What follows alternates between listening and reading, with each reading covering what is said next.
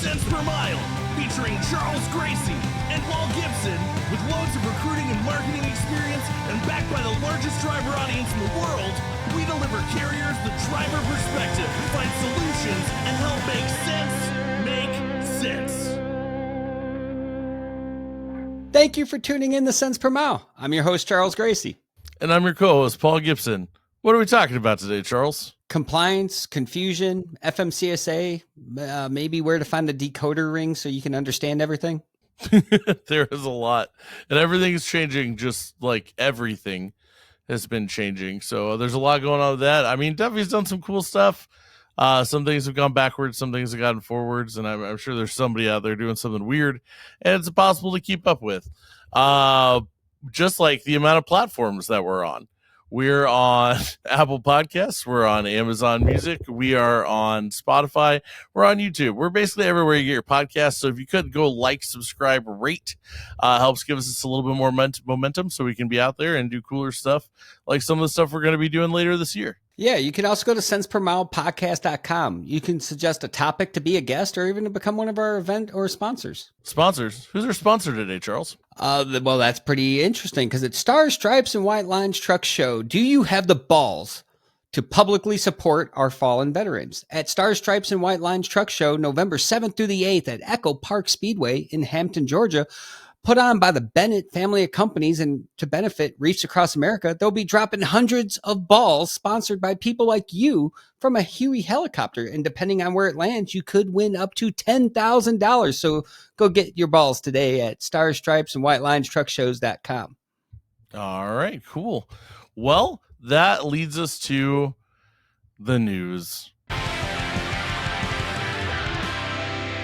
All right, so it's time for 10-2 News, where we look at the most interesting, controversial, relevant, or just basically whatever stories we want to look at from the past week or two. So since we're talking about compliance, the first one we're going to talk about is AI company debuts drive-through inspection system for commercial trucks. Yeah, so a company that's specializing in AI-powered vehicle inspections technology rolled out a new drive-through scanner system that's specifically for commercial fleets. On September 17th, UVI, a vehicle inspection technology company based in the U.S. and Israel, announced expansion of its existing passenger vehicle services so that Class 6 and 8 trucks and buses are now supported as well, allowing fleets to give their trucks basically an MRI for vehicles with an automated 17-point inspection. Wow. Seems like a colonoscopy for trucking. Well, it's just like, I don't. And I have questions like. Yeah, I have so many questions. Well, tons of it, man. First off, do we ask them to turn their head and cough as they go through? Secondly, like, at what point do we just say enough's enough? I understand that there's security in this stuff, but these things exist. These things are super expensive for places to implement. These are mostly seen at, secure facilities, bases, ports, borders. But it's not like, your local hometown terminal is going to put one of these in. Right. And it's also one of those things too, where it's like, but are they? And from a driver's standpoint, Israel being involved in it, the U.S., like, I don't know. When it comes to things like this, I really want to see it housed, ran, and managed exclusively in the U.S. I think anytime you get more hands in the pot, there's safety concerns, and I think you got to be very transparent at how deeply ingrained those other countries are in that stuff. Yeah, I mean, even at that point, especially with geopolitics and stuff, like having the supply chain, the more of the supply chain that is not at home, regardless of where it's at. Like, I don't care if it's an allied country or not. Like, that's, especially when you start talking cyber, but that's we don't need to go down that rabbit hole for sure. But I would absolutely agree with that. And it's just like, I don't know, like sometimes like MRIs miss stuff.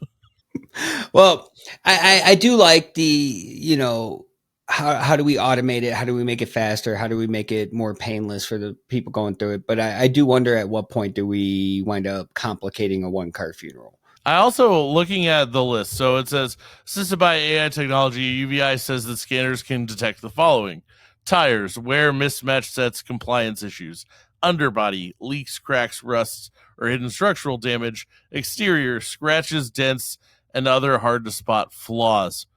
So, like... This is I go back to my joke, my pun earlier. This is like getting a colonoscopy, and then when you fail, you get a ticket at the end. Right, but can you also say it's like an MRI when it just sees the outside? Hey, we're going to take an X-ray of the top layer of your skin. Like what? Yeah, this is the equivalent for trucking, and I could see how it could be abused. But like, could you imagine going through an MRI and then like instead of you getting the results, they give it to your wife or significant other, and then you got to get a lecture for each one of the things that they found? Like, this is terrible. Like, I could see someone being like, "Wow, come on out of there! I got tickets written up for you already." Charles, you clearly did not stop smoking. Like zin my butt. Yeah, I've actually been at about a year, except for at conferences. But yeah, no, this is what I want to see how it's used and how it gets released out there. I'll reserve my judgment until then. Yeah, I'm just gonna complain about everything. So Bill calls. Next one is Bill calls for increased enforcement of 28-hour law for livestock haulers. Lawmakers are considering legislation to increase animal welfare by cracking down on enforcement of the 28-hour law for livestock haulers. On September 10th, Nevada Congresswoman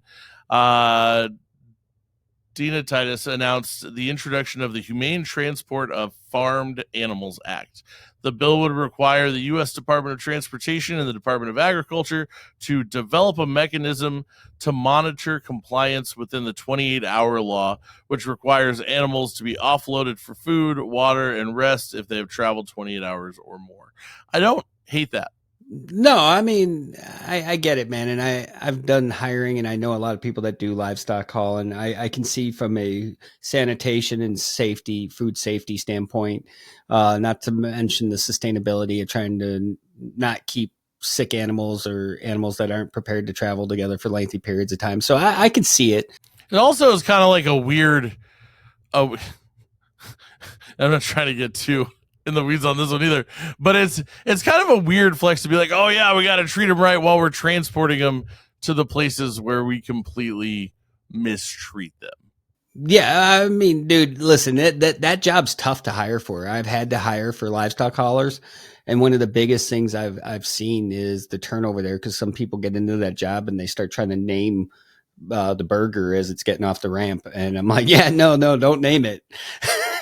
Like, do you name your burger before you throw it in the frying pan? No? Okay. Same concept here. But that job sucks. Red Lobster vibes, man, you know.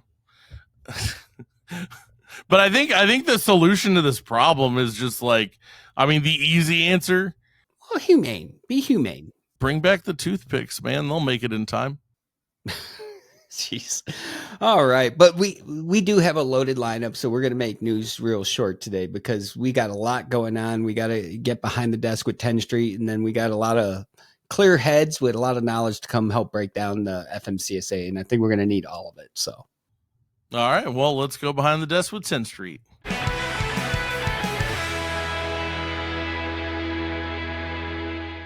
Do you want to grow your fleet but get buried by paperwork, slow hiring processes, and outdated systems, all while struggling to comply with changing safety regulations?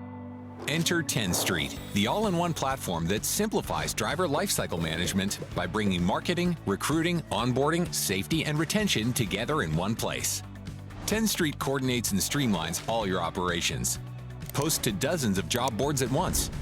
Speed time to hire with pre-population and AI to get more full applications faster, and manage the entire post-hire process, from cutting costs with online onboarding, to integrating all safety data into one dashboard, to improving retention through thoughtful engagement. Whether you have one truck or 1,000, our expert team is here to help. Sleep soundly knowing you can pass an audit, attract needed drivers, and achieve your business goals. Join the thousands of carriers using Tenstreet. Sign up for a demo today. Get ready for the Stars, Stripes, and White Lines Truck Show, November 7th and 8th at Echo Park Speedway.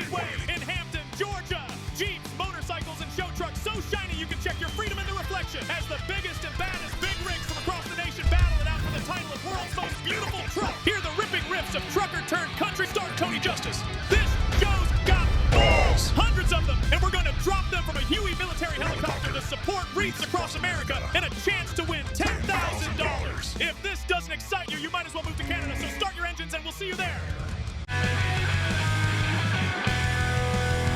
All right, well, it's time to make sense. And when you're trying to make sense of the FMCSA, you got to bring in some ringers. So that's exactly what we did. We have Rob Carpenter with Truck Safe Consulting, Sam Watts with Watchmen, and Dale Prax with FreightValidate. And guys, welcome to Cents Per Mile. I really want to dive into the FMCSA stuff. It's one of the most popularly confused topics out there.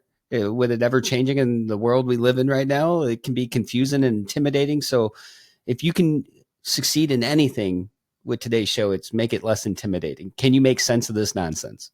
What do you I don't think they'll be able to, because if they could, they wouldn't have jobs. That's hard to do right off the top, man. Touche. You can help though. Is there a color by numbers version of this shit? You can definitely make a Cliff Notes out of it. I don't know if I color by numbers. That's too simple. All right, so Rob, we'll start with you. With everything going on with the FMCSA and the changes right now, what's one of the things that you believe everyone should be paying attention to the most? Oh Lord, dude, I don't know. It's a lot going on right now. I don't know. I guess the hours of service thing would probably have more effect on more people. But then you've got we had the proposal to add fentanyl to the drug panel, so that happened a week ago. It makes sense in today's world with how impactful fentanyl has been in just the nation as a whole. You would think you'd want it in the drug testing panel. I can't imagine anyone saying, yeah, we don't want that. Well, I've kind of been like, I mean, we've had a fentanyl problem for how long, and now we're just adding it to the CDL pool. Like, has everybody been driving high on fentanyl? We just haven't known it. So, well, they used to have those drugged up toothpicks for the bull haulers. So, I mean, anything's possible. that's like the equivalent of Delta 8 now. It's still legal, but not probably the right thing to do, I guess. I mean, I could see the fentanyl in the hair testing. There's a lot of mixed opinions on the hair testing side of that, the expansion of the oral fluids. I think the hair testing thing, depending on where you sit and what job you have, depends on how you feel about this, is kind of generally where I've seen it funneled. But I do think it's one of those things where I can't believe we're having these conversations now. These things have been out, hair testing has been around forever now. It feels like back when I was driving, it was still a thing. Well, I mean, for hair testing, there's a lot of companies that still, they do hair testing now, but they do it for internal policy driven tests, not for FMCSA. So it's just I guess you're now, I mean, it actually became a thing before. It's just it's like oral fluid. We passed it as a rule, and now we just can't use it because we don't have clinics. So I think a lot of this stuff is playing catch up. It's not that it hasn't existed and we haven't had the technology for it and people aren't doing it. It's just we can't do it because FMCSA or HHS hasn't got their stuff together, whether it's because of labs or whatever reason. You got a rule that you can't use. So, and Sam, from your perspective, when we're paying attention to everything that's ever evolving at the FMCSA level right now, what's some of the things you think people are struggling with the most to stay up to date on? Well, first of all, let me just say I feel personally attacked by all this hair testing talk. Okay, I'm just saying I didn't come on here to be to be subject to that. No, Dude, you got a free pass. Yeah, they could take it off the goatee or the arm, or I don't know, pick your poison. Boy, sometimes you get Dale, you can understand, and Paul, and well, I guess all of us could kind of understand. You get some of this caught in a zipper. Holy cow, that hurts. That hurts. That'll wake you up in the morning. How do you get your goatee caught in a zip? You know what? We're going to stay on task here. Anyways, what was the question again? What were you trying to ask before? No, as far as the FMCSA goes, there's a lot to unpack there, and there's a lot to get lost in. I mean, what do you think is one of the biggest areas of struggle for today's carriers to stay compliant with such a confusing and evolving system? Oh man, that's a great question. And it's funny because me and Rob were just together a couple weeks ago at the Truck Safe Boot Camp, and is always kind of one of the big questions is what should we concentrate on? What should we look at? And, it's always interesting because there's carriers that are doing things that are great, and then there's carriers that are doing things wrong. And, I wish there was like a blanket thing, like no one does this great, but some have, good driver qualification files and that's all buttoned up, but they don't have a good drug policy or a drug program. I mean, and everyone can speak to this too, Rob, I know you can, but like, it's alarming how many companies you talk to out there that still don't even know kind of what the clearinghouse even is, and it's like you are hiring commercial motor vehicle drivers and you don't know what it is. Like, have you done background checks? Are you even doing the drug tests? So I think, even though it's been out for a couple of years now, it seems like the clearinghouse is still one of the most misunderstood or not even used pieces that is a requirement now out there for carriers.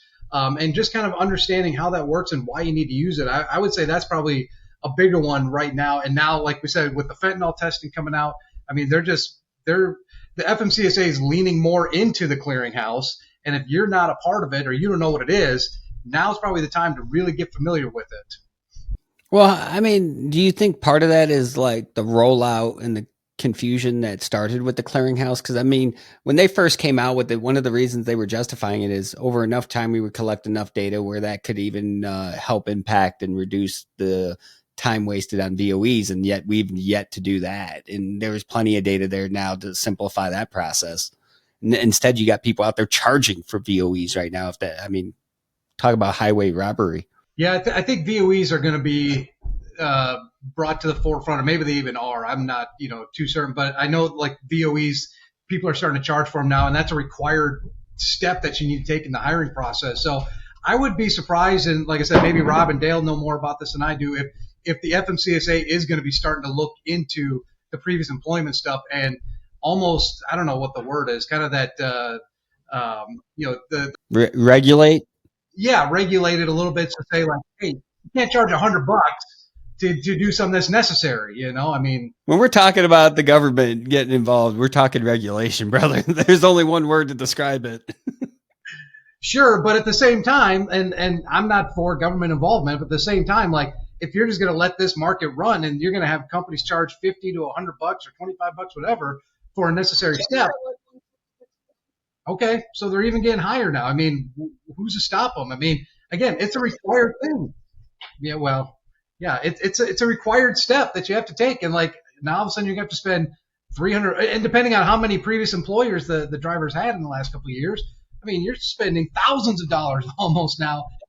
Averaging three a year for most drivers.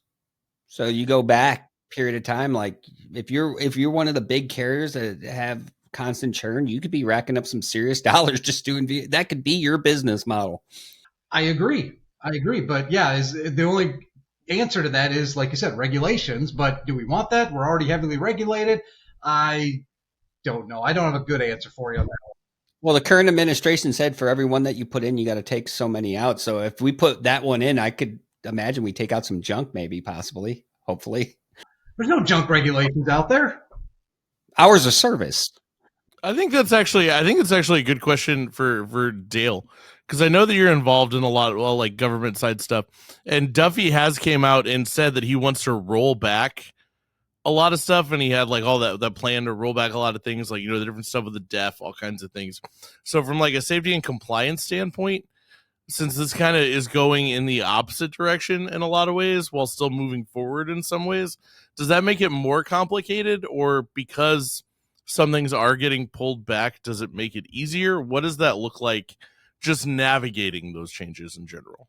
Yeah, I think one of the reasons that they need to pull back some of the regulations are we have plenty of regulations on file. We can talk about MAP 21, which hasn't been followed in almost 12 years. We can talk about hours of service regulation. We can talk about imminent danger, imminent hazard, out of service violation, put people out of service that are imminent hazards. We have all the regulations out there. The problem we don't have any enforcement.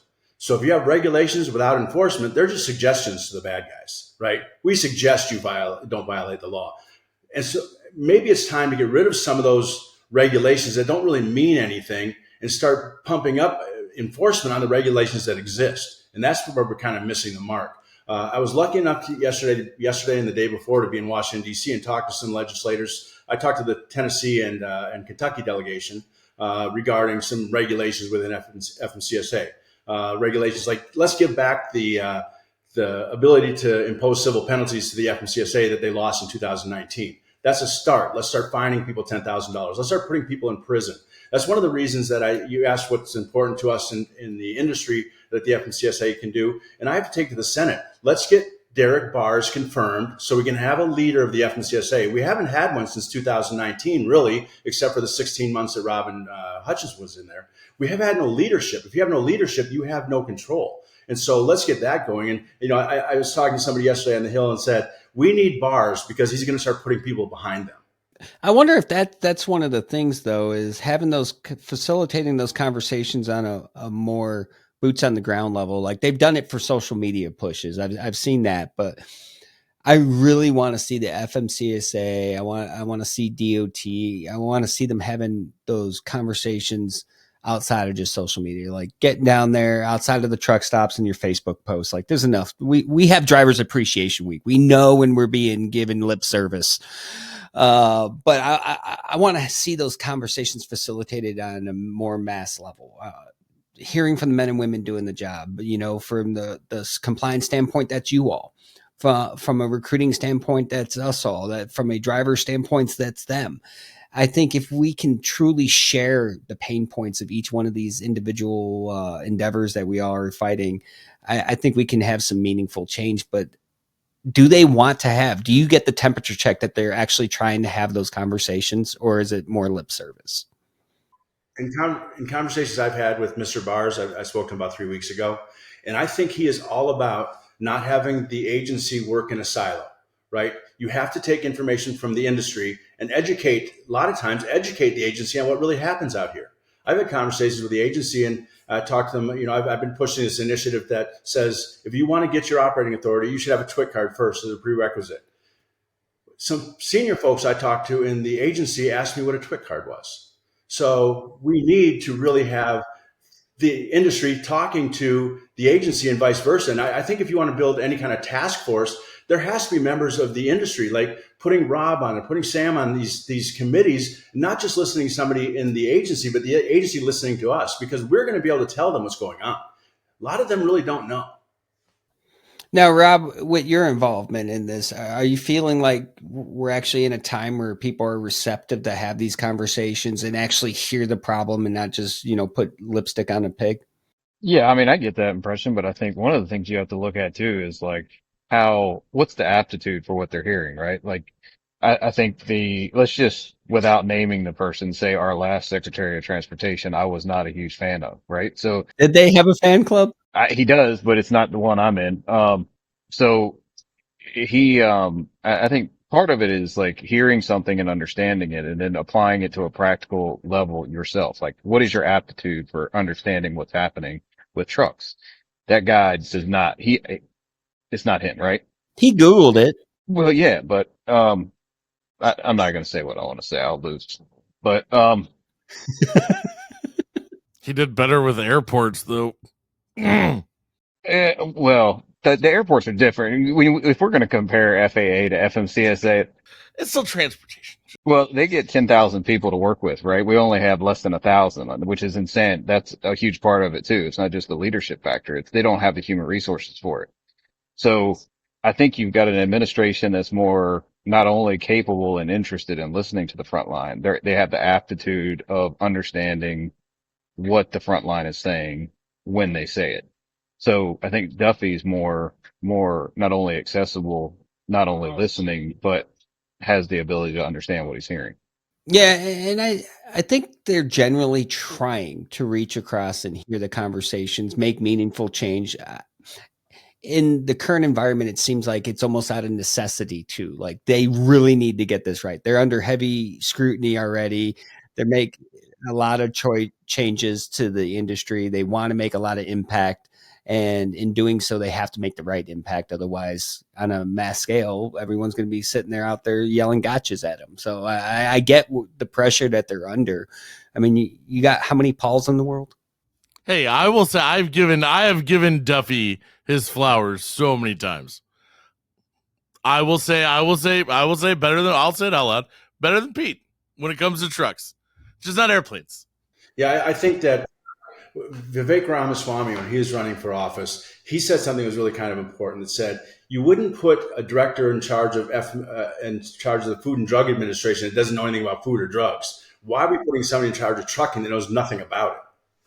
And that's where we've been in the previous administrations. We put people in charge of stuff that know nothing about it. What builds my affirmation and faith in the current setup is I know enough people in the industry that know conversations are happening with those right people, like people like yourselves in those rooms having those conversations. That makes me happy, like much better than like some cabinet put up inside an administration that has never seen a truck outside of Google. And if you ask them to find a picture of a truck, they're going to show you something from Europe. What's more important, I think, than us going there and talking to those members of Congress and their staffers is that they're finally listening to us. Last year was the first year when we'd go in for the fly-in, we'd get there and they'd say, what is a broker? What are you even talking about? Now when we go in there, they say, I think the bill is progressing on principal place of business. When we walk in the door now, they know what we're talking about and they're still pushing it through. What a concept. People running something that understand what's happening. And there are more representatives. I talked to 2 representatives from Tennessee yesterday, and they knew what we were talking about. They signed themselves up to be sponsors of some of these bills because they want to be involved in it. We haven't seen that in a long time. That's because it's Tennessee, brother. If you were in misery, it'd be different. Hey. Even Michelle Bachmann's office was, one of her staffers has a lot of friends that work for Scheme and some others work for Covenant and U.S. Express. This kid knew more about brokering than a lot of brokers that I know knew. And he's working for Michelle Bachmann, with the senator from Tennessee, Marsha Blackburn, and he's teaching her a lot about it. So I looked at some of the notes that she had, and she knew a lot about transportation. And so that really is going to help our industry when these politicians start caring because their grandkids are on those same highways that we're on. And so when they start seeing this stuff happening, it starts to affect them. And one of the things that one of the staffers, I forget which one, said that, he brought up to our attention, he says, do you realize that every 100 trucks you pass on the road, only 3 of those, the FMCSA knows if they're safe or not. That's crazy. So I want to go down the line here real quick. We'll start with you, Sam. What's one thing you think the FMCSA really needs to be paying attention to right now and get it right? That's going to be heavily impactful. Well, unfortunately, we saw just a couple weeks ago, the whole Florida deal. Like, are the drivers on the road supposed to be on the road? What is the training procedures that these drivers are going through? Because, like as Dale said there, they don't know if all these drivers should be out there. And, in working with different companies and stuff like that, I see a lot of times where, I'll look through stuff and I'll go to them and say, look, I can't prove that this driver you have driving for you should be on the road. Like, yes, you say he's got a CDL and everything, but you don't have anything in his files to prove that. I don't have any documentation that proves that. So, like, what has this driver done to be on the road? And unfortunately, there's a lot of drivers that are out on the road that probably shouldn't be, or they should have more training behind the wheel.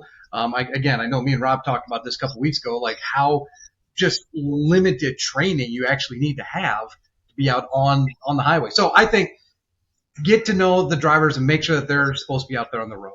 All right. And for you, Dale, what's one of the things that you think we need to be focused on right now that's going to make the most impact? Registration. I think that we need to not just look at the driver on the side of the road that's in the accident. Let's look at the company that hired him. One of the conversations I had with Mr. Bars was that when that officer or that scale house pulls in a truck, they should have more to look at than just how his mud flaps look, if his tires are flat, all those kind of things. Let's look at the company that sent him on that road. And let's be able to pull up things like how many companies is he affiliated with? Are they legally affiliated? All those kind of things should be available so he can shut down the entire company, not just that driver that day.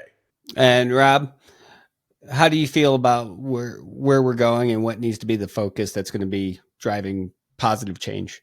Well, I think the biggest things that I usually push are who are you hiring and what are you buying and who and what are you putting on the highway? And then that's for the carrier side. And then for the government side is who are we giving authority to, and the training aspect in terms of creating a licensing standard that's that makes sense, that actually has some elements to it that are practical, and there's some accountability aspects too. But it all stems down to who and what we're putting on the highway. So licensing standards, training, who we're giving authority to. Oh, definitely appreciate your guys' insights on this. It gets very confusing when people are trying to learn what to pay attention to, what to be watching ahead for, and especially in anything that's happened this year. Everything's moving fast paced. Everything's very discombobulating. So appreciate you guys. In a nutshell, Paul, what I gathered is people are tired of dodging dummies out there. No one wants to be clotheslined by a semi truck doing illegal U-turns, and we need a higher barrier to entry. Yeah, and I think it's also one of those things, regardless of, how you feel on the political landscape and all of that, it is nice to see things actually happening on the trucking side of transportation. Yeah, you just got to take to Twitter and rage post over and over and over and over again. Yeah, we don't have to get into the supply chain, but actual trucking is great. So anyway, but I think that about wraps up our time. Well, thanks for tuning in to Cents Per Mile. I'm your host, Charles Gracie. And I'm your co-host, Paul Gibson. See you next time.